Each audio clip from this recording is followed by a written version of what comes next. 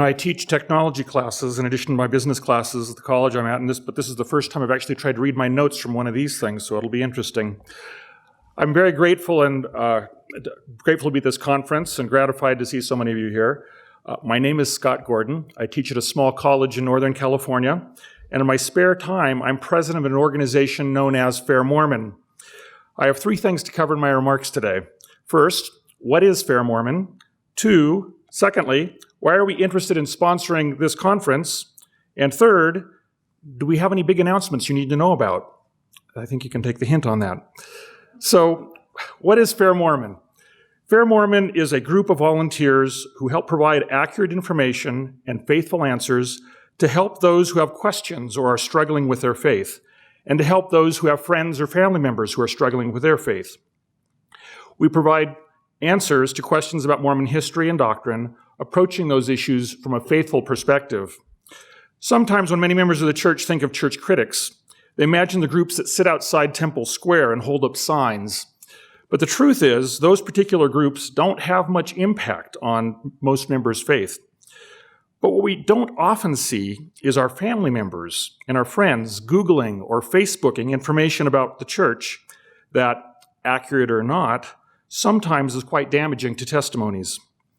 Quite frankly, we're an organization who provides information that many don't pay any attention to and don't care about until they have a son or daughter or even a spouse who's leaving the church. Then they find they need us desperately. So why are we interested in this conference? Just recently, there was a young couple in my stake who left the church with the claim the church was anti-science. Of course, this simply isn't true. There's a study published in the book Saints and Scientists, A Quest for Science, Religion, and Harmony by Dr. Richard Wooten, and it claims that Utah is the top U.S. state per capita in scientist production and has been for over 60 years. And within Utah, the Mormon population produces more scientists than does the non-Mormon population relative to their numbers. Mormon scientists assert overwhelmingly that they are strong or very strong believers in the key beliefs of Mormonism. In various studies of education and church attendance, 88% of LDS scientists say they are active in church. Now, faced with accurate information, I can't say whether that young couple would have still left the church, but at least it would have removed their excuse, and perhaps would have forced them to re-examine their actions. I have an even more personal reason to look forward to this conference, as my father was a biology instructor for 35 years, and he taught me many things. And my 81-year-old mother still finds Scientific American to be her favorite magazine. And my technology just went weird, but I'm okay, I'm back again. Obviously, my father and mother had a great impact on my life. I think I was the only kid in 7th grade who would point at a tree and say, "Look, there's a Pseudosugum enziacii." And then I would say to my dad, "Which of the 2 lakes are we going to swim in today, the oligotrophic one or the eutrophic one?" If you're wondering, eutrophic means green and oligotrophic is blue. But, I did not go on to be a science major, but instead now teach business and technology classes. But I will always value what my father taught me through science. I learned that science teaches the art of asking questions, and that forever changed my life. I listened to a high-altitude biologist from San Francisco State University speak, who was studying spiders up on Mount Everest. And I wish I could remember his name, but I'm afraid I can't. But he told the story of being high up on Mount Everest at one of the high camps and not being able to sleep. So getting up at 2 a.m.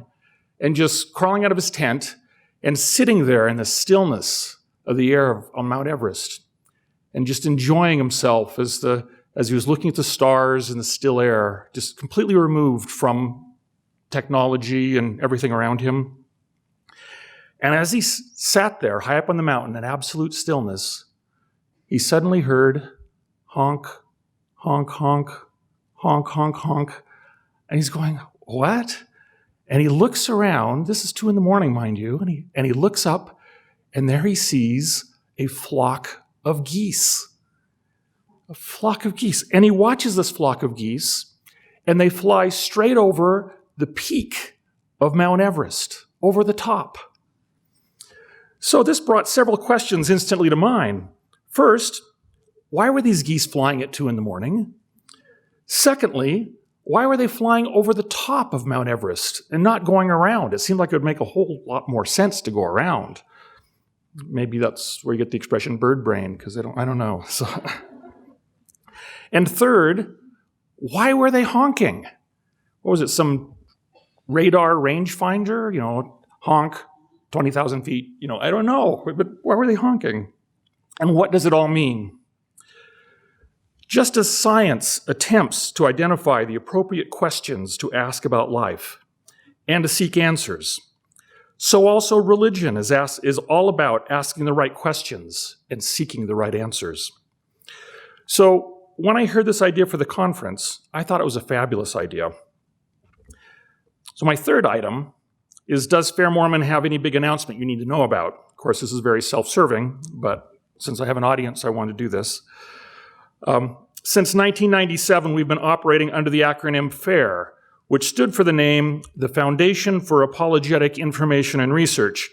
Of course, we lost most people by the third word in our conversation. So as of August, we're now doing business as Fair Mormon. And after much work these past few months, we launched just yesterday our new website with its new branding.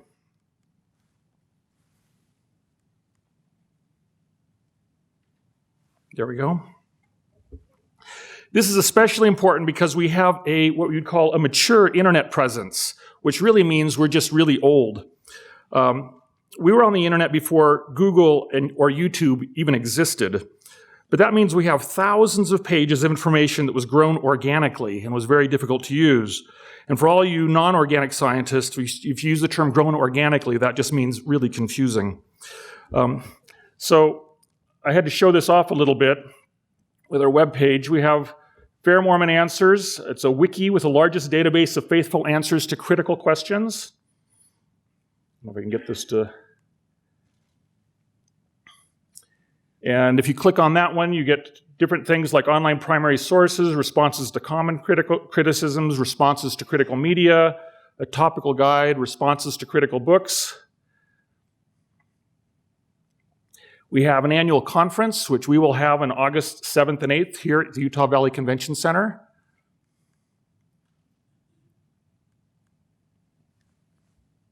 Again, there we go. We have YouTube videos and audios. See, unlike Dan, who just kept repeating his, I actually have pictures of my website. So we have a bookstore that has a big selection of books, study aids, and DVDs. And one of our books, Shaken Faith Syndrome, Mike Ash is in the audience here, the author of that book. You want to grab him, I think. This is what the bookstore looks like. We have a place where you can ask questions of our many volunteers. Some of the volunteers are here in the audience here today.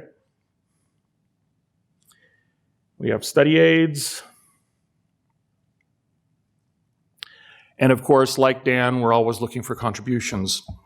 We do want to thank Roger Nicholson, Richard Miller, and Trevor Holyoke for making sure our website got up and going yesterday. Again, I want to welcome you to the conference. I hope you enjoy it. And I want to thank Dan and the Interpreter Foundation for giving me these few minutes to speak. So thank you very much.